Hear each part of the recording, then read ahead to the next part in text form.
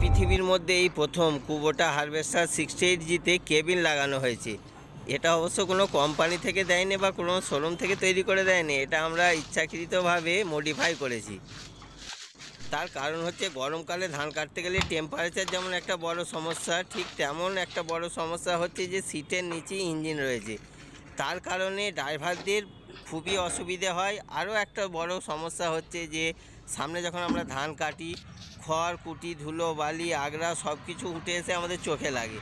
এর কারণে আমরা গামছা বাঁধি বা চশমা লাগাই, যাই করি সমস্যার সমাধান হয় না।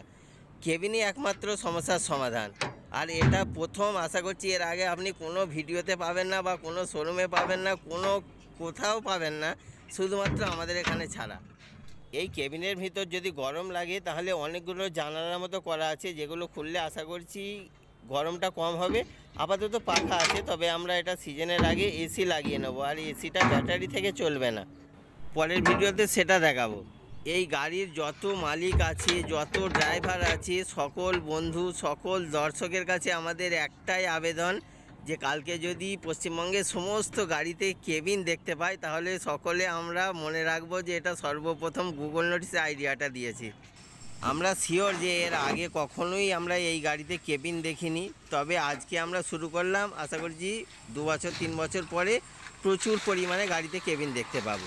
এটা সকলের জন্যই সুবিধাজনক, সকলেই করে নেওয়া দরকার। আপনারা সকলেই ব্যবহার করুন, আশা করছি এটা খুবই ভালো হবে। তবে খারাপ হলেও সমস্ত গালাগালি খাবার ক্রেডিটটা আমরাই নেব। আর এই আইডিয়াটা বের করেছে আমাদের খুবই ঘনিষ্ঠ বন্ধু, খুবই প্রিয়জন আরিফুল ইসলাম সাহেব।